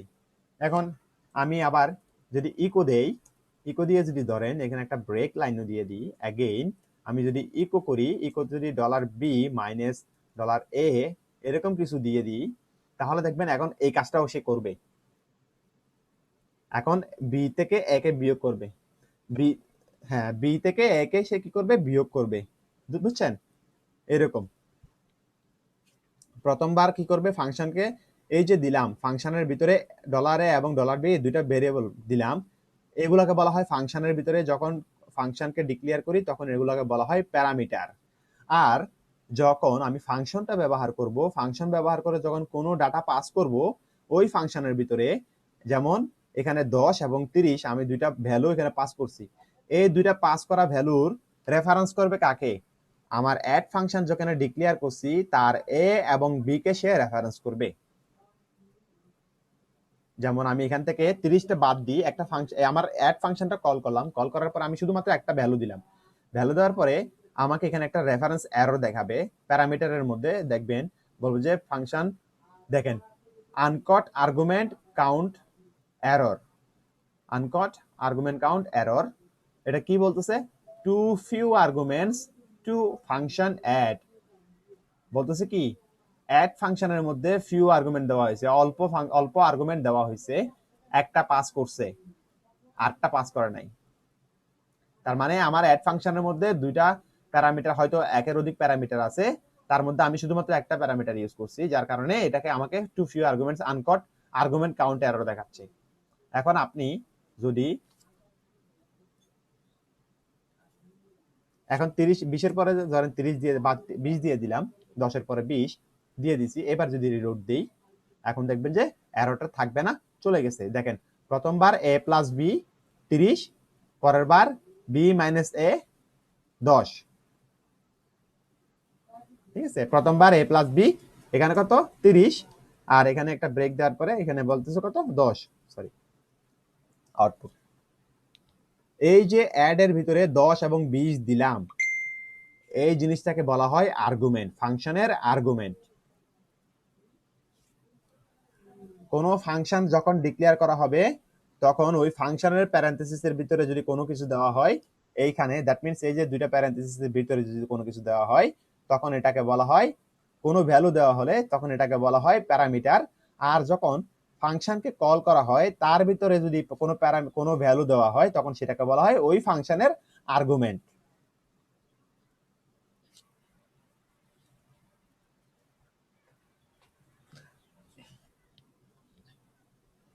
বুঝতে পারছেন?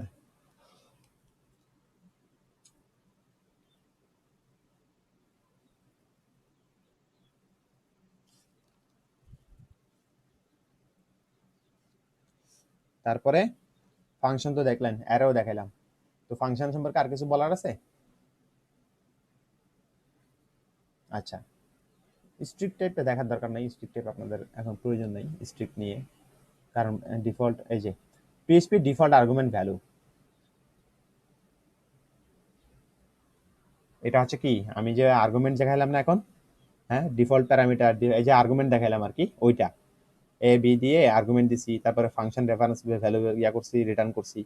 এই জন্য এই যে functions returning value, to let a function return a value, কোন একটা ভ্যালুকে রিটার্ন করার জন্য আমরা রিটার্ন স্টেটমেন্টটা ব্যবহার করে থাকি।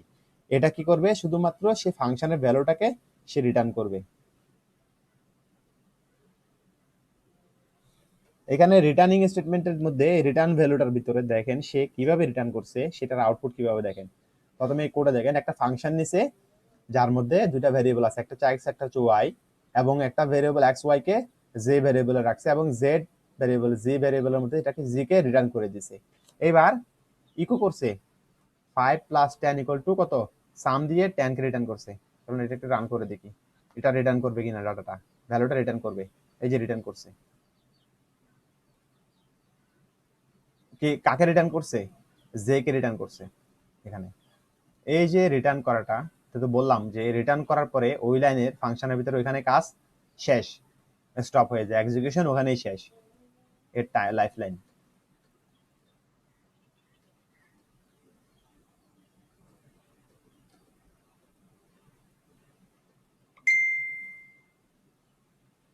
তারপরে পিএইচপি ফাংশনের পাসিং আর্গুমেন্টস বাই রেফারেন্স। আচ্ছা, একটা রেফারেন্স আকারে যদি ভ্যালুকে যদি পাস করতে হয় তখন কি করবেন,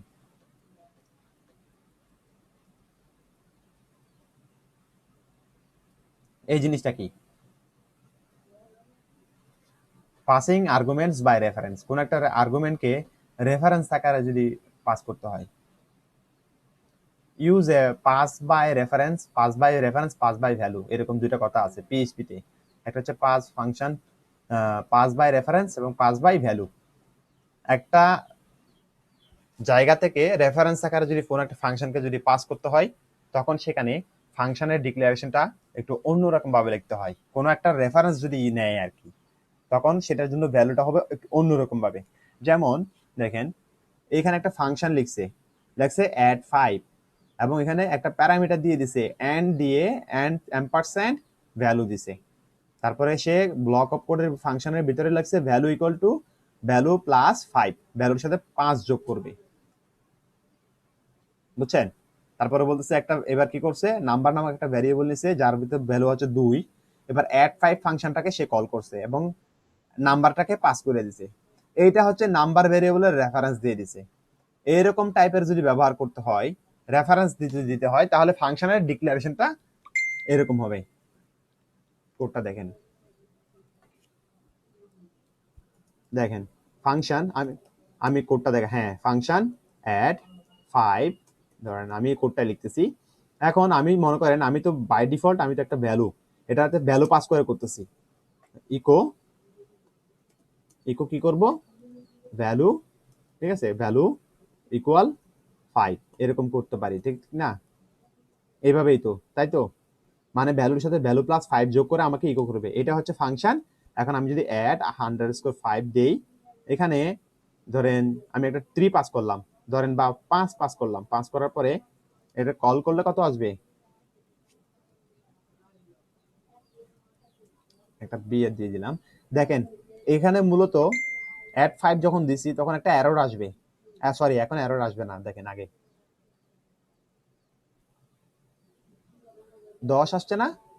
এইবার একটা জিনিস খেয়াল করেন, এখন আমি এখানে এখানে কোনো একটা রেফারেন্স টানবো, এরকম অ্যাম্পারসেন্ট দিয়ে একটা রেফারেন্স টানবো। এখন আমি বললাম এখানে কোন একটা রেফারেন্সের জন্য আমি বললাম যে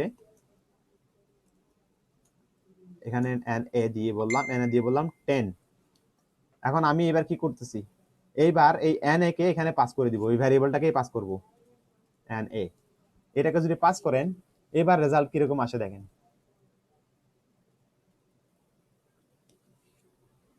কত আসছে, 15 আসছে, আসছে না? আচ্ছা, এবারও কাজ করছে, আমার কোড কাজ করছে, ঠিক আছে বেশ ভালো কাজ করছে। এখন এখান থেকে অ্যাম্পারসেন্ট সাইন তুলে দেন, অ্যাম্পারসেন্ট সাইন তুলে দিলাম। এবার কোনো এরর আসে কিনা দেখি তো, কোনো এরর আসছে নাই, তাও কি আসছে, তাও তো 15 আসছে। তাহলে আমি কেন অ্যাম্পারসেন্ট ব্যবহার করব, এটাই তো কথা তাই না? আমি কেন অ্যাম্পারসেন্ট ব্যবহার করব, দেখেন এখানে কি বলছে ডেসক্রিপশন পড়েন। In PHP arguments are option usually passed by a value. PHP তে আর্গুমেন্ট ডিফল্ট ভাবে পাস করা হয় ভ্যালু আকারে, which means that a copy of value is used in the function। যে ভ্যালুটা আমরা পাস করতেছি আর্গুমেন্ট আকারে তার একটা কপি ওই ফাংশনের মধ্যে কি করে ইউজ করা হয়। and the variable that was passed into the function cannot be changed, and the variable that passed into the function cannot be changed। বুঝা গেছে বিষয়টা, কনসেপ্টটা কিরকম? যখন কোনো একটা ভ্যালু পাস করা হয় তখন সেটার কি হয়ে যায়, তখন তার একটা কপি কি করে ফাংশনে ব্যবহার করে, কপি করে। হ্যাঁ, এবং ওই ভেরিয়েবলের যেটা পাস করা হয়েছে সেটা কি করতে পারে না, ক্যান নট বি চেঞ্জড, হ্যাঁ তার ভ্যালুটা চেঞ্জ করে না। when a function argument is passed by reference, যখন কোন একটা ফাংশনের আর্গুমেন্টকে কোন একটা রেফারেন্স দিয়ে পাস করা হয়, রেফারেন্স দিয়ে দেওয়া হয়, change to the arguments also change the variable that was passed in to turn a function argument into a reference, the ampersand operator is used। এখন ইন্টারেস্টিং ব্যাপার হচ্ছে যেটা, এই যে আমি যে এখানে এটা ভ্যালুটা পাস করলাম, এখন আপনি যদি ইকো করেন এন এ কে যদি ইকো করেন তাহলে কি হবে দেখেন। আমি এখানে ফাংশন পাস বাই ভ্যালু, এটা হচ্ছে এক্সাম্পল, কিসের example, passing passing by value, ঠিক আছে। এই পাসিং বাই ভ্যালুতে আমার এই যে ভ্যারিয়েবলের মানটা এটা কি হয় না, চেঞ্জ হয় না, দেখছেন এন এর মান চেঞ্জ হয়েছে, হয় নাই।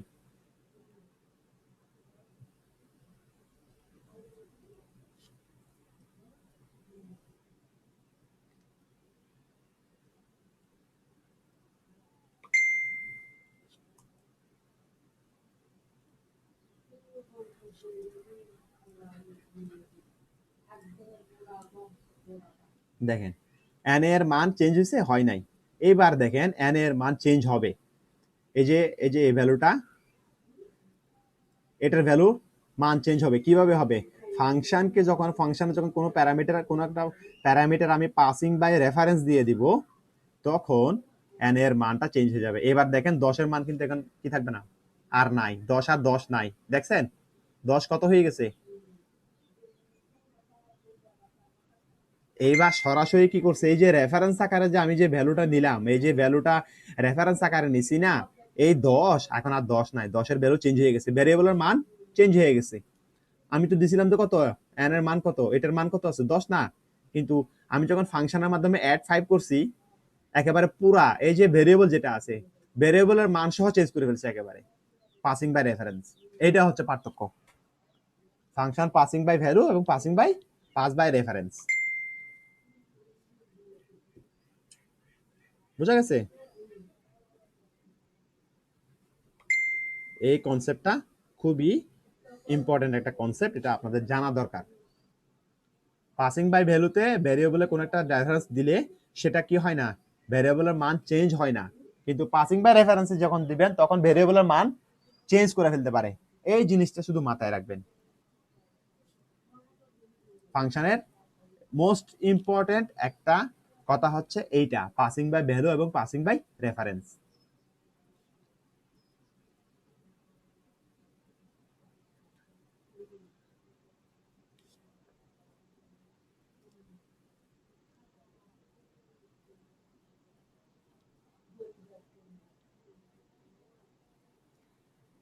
কখনো কখনো কাজের ক্ষেত্রে দেখা যাবে আমাদের যে কোনো একটা ডিক্লেয়ার করা ভেরিয়েবল থাকে সেটা যদি চেঞ্জ করা লাগে, তখন ওই রেফারেন্সটাকে নিয়ে আমাদেরকে যদি চেঞ্জ করতে হয় তখন আমরা ফাংশন পাসিং বাই রেফারেন্স ব্যবহার করে থাকি।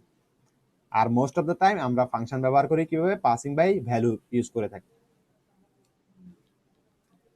হ্যাঁ, মোস্ট ক্রিটিক্যাল সময়ে যখন সিচুয়েশন এমন দাঁড়ায় যে না, আমি একটা ভ্যারিয়েবল ডিক্লেয়ার করে রাখছিলাম, ওই ভ্যারিয়েবলকে ওভাররাইড করার জন্য কোনো ফাংশনের মাধ্যমে যদি ওভাররাইড করতে হয়, তখন আমরা কি করব, তখন আমরা পাসিং বাই রেফারেন্সের ব্যবহার করে আমরা ব্যবহার করে থাকি, চেঞ্জ করি ভ্যারিয়েবলের ভ্যালুটা চেঞ্জ করে ফেলি। এই হলো বিষয়। পাসিং বাই রেফারেন্স খুবই কম সময় ব্যবহার করা হয়, most of the time passing by value ব্যবহার করা হয়।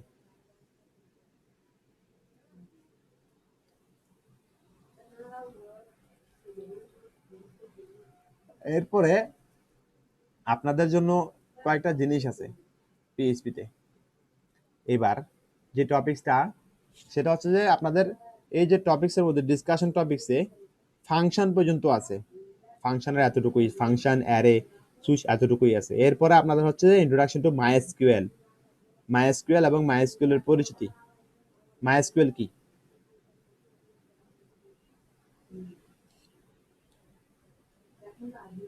পিএইচপি শেষ